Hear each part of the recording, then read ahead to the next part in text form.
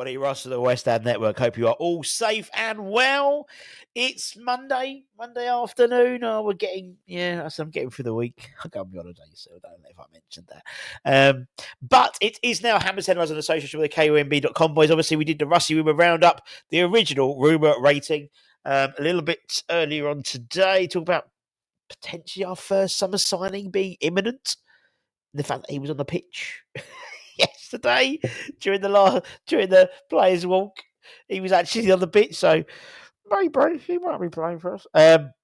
So go back and check that out, and a few players we've been linked with. But today we are not talking about any rumours of players coming in. There we go. We're talking about us breaking into the Brazilian market in a different way. We're talking about how one potential transfer could have some real issues with us for our summer plans. And then we're going to talk about the academy as well. So let's start and talk about West Ham making moves in Brazil. Now, cast your mind back to 3 iterations, 4 iterations ago, really, under Rob Newman. Do you remember Rob Newman? Well, as part of his sort of job description, it was setting up partnerships, and particularly in Brazil, and he set up a partnership with a number of football clubs over in Brazil, and then remember Luis Au was very much the poster boy for that, which, looks like he's coming back from his Polish loan spell. We spoke about that, I think it was on Friday, But according to the Brazilian news outlet O Globo, West Ham have signed an agreement with Destra brand licensing to increase our presence in the Brazilian market. Us and Everton, apparently. They report that we want to connect with more Brazilian fans and grow our presence in the country.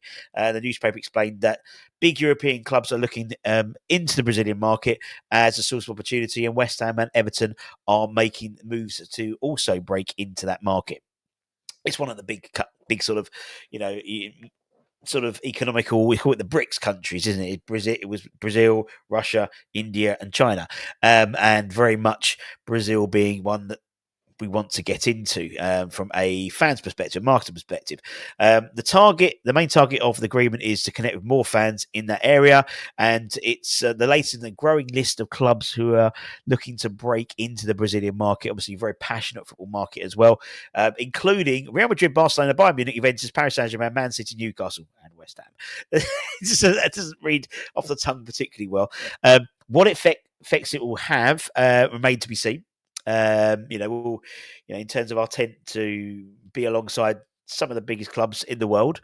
But as I said, the licensing agreement with Destra is an attempt to do so. And we're looking to increase the brand. That is West Ham. The likelihood is Lucas Paqueta won't be at West Ham next season.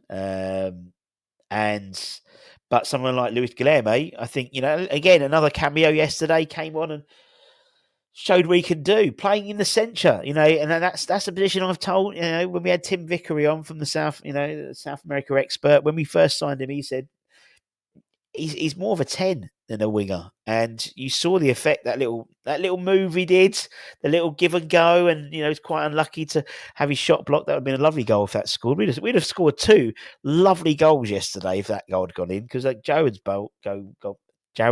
goal was sublime. I think that's going to be a goal we're going to look at. And the way he just flicked it up on the side of his foot and just volleyed it, absolutely mental. But it could mean we see more Brazilian youngsters come maybe into West Ham potentially. If the profile of the club is bigger, we have been linked with the Asian market as well, in terms of signing players in those markets to try and improve the club's sort of global footprint, and obviously that means more revenue, which means more money, which means we could spend more money as well. But it's interesting that we're sort of making moves in the Brazilian market like that. But it could be all for potty if a former West Ham player's transfer comes back to bite us on the arse. Let's talk about Vlasic, shall we? The last thing we need is further complications when it comes to our transfer dealings this summer. 4 years ago, we signed the Croatian international in a £26 million deal from CSKA Moscow. And it's was quiet until recently when the CSKA chief executive, Roman Babev, is only too happy to tell anyone who will listen that there are still payments to be made by West Ham. We parted ways with Vlasic when we sold him to Torino, when they stumped up £8 million back in August 2023. That was, we could have thought that was the end of the Vlasic saga. However, according to Athletic, reported last year that West Ham still owe £13.5 million to CSK Moscow, much to Babby's frustration. Around Christmas time, the Court of Arbitration for Sport pushed back the hearing on that payment. And he suggested a compromise between the two clubs, all the while laying the blame directly at West Ham's door. Now, according to quotes in Soccer RU, the CSKO CEO, is hoping that the decision will finally be reached sooner rather than later. He plans to hold further talks with West Ham at the end of this month, but no decisions from the Court of Arbitration yet. But according to him, he says we are targeting the end of May for the meeting. But only a few weeks ago, he was accusing West Ham of ignoring their pleas for the money. And the case has been postponed again. We're literally waiting month on month. I hope we'll get a decision soon. West Ham have not communicated with us. They are ignoring us. The Guardian reported all the way back in, I think it's 2022, that obviously following the Russian-Ukraine conflict, West Ham were uncertain whether they would be permitted to send over the next payment required as part of the agreement with CSKA. Sanctions were placed on Russia while preventing Premier League clubs from doing any business with Russian clubs at the time. Chelsea, they couldn't sign. There was a player, Arsene Zakharyan, from Dynamo Moscow, despite triggering his release clause, but he's now at Real Sociedad, so they were okay to buy him. This has complicated the situation with solutions being hard to find. As according to the article in Sport RU, they also claim if West Ham do not hand over the outstanding fees before July 31st, a transfer ban may be on the cards. Bullshit. Of course, that is an absolute worst case scenario, but we have seen stuff happen like that. I don't think that will happen, but it could. It could. And that's why I'm bringing it to you. Because could you fucking imagine if that happened? Jesus Christ. Jesus Christ. Oh, it would be cataclysmic, wouldn't it? Cataclysmic.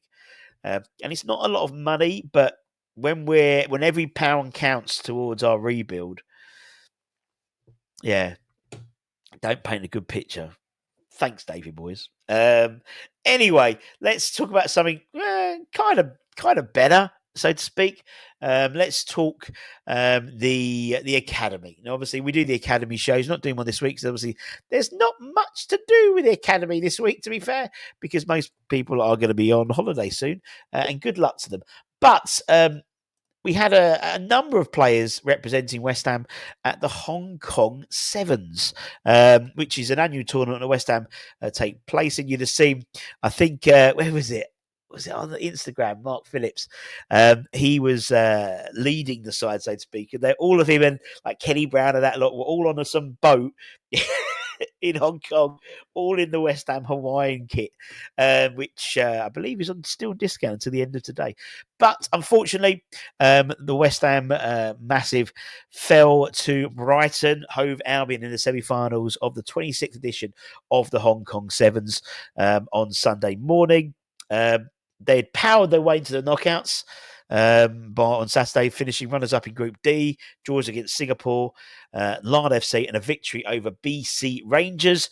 Up against tournament hosts Hong Kong FC. They won 2-1 to secure a place in the Final Four.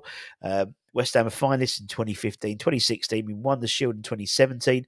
And they fought valiantly against fellow Premier League side Brighton in the semi-finals, but ultimately fell 3-2 on penalties following a goalless draw after extra time. The likes of I mean, you had Mason Terry over there, Josh Briggs, Medine. You had Louis Brown, Kenny's boy, Tarek Patter, Sean Moore, Josh Landers, Ryan Batcham, Dan Rigg, Brad Dolligan, all over there as well. So, great opportunity for them to play, in a different climate, particularly for someone like Josh Landers, because Josh Landers, only signed from a birdie in January, so now he's playing in Hong Kong. That's a bit warmer than it is in Scotland. But well done, guys, and obviously that signs off a decent season for them. Also, shout out to the under 14s. They got through to the final of the SofaScore Next Cup. They lost to Stoke City, I want to say. Was it Stoke City? I had it here. Where was it? I think it was Stoke City. It might have been in the semi-finals, unfortunately losing in the final. But fantastic achievement for them as well, and little shout out to the under 14s. And that's it, my friends. Don't forget to check out these on my Brown Flakes news, reviews, opinions. Don't forget to check out the West Ham Network for all your transfer rumours and everything that's happening. Congratulations to Stuart Cox. Stuart Cox won our latest raffle. Signed Jarrod Bowen shirt. Bowen's on fire. He's winging its way to you, my friends, in the next couple of days. If you want to win a Mark Noble shirt, our friends at Football Prizes have a Mark Noble shirt not for sale, but for free. Not for free. You have to pay 99p. The raffle runs out in early June, and as well as the Mark Noble shirt, there's something like 16 other prizes, like Jeff Hurst signed shirts, Brookin, Max Kilman, all that type of stuff. I'll put a link in the description so you'll be aware of that. And we'll be having our raffles over the summer. We've got a Paladin Canyon shirt, Travis Brookin shirt. We've got a Mark Noble shirt, which I think is a really good Mark Noble shirt as well. Anyway, take care, my peeps, and I'll see you soon on the Flippity Flop. Much love.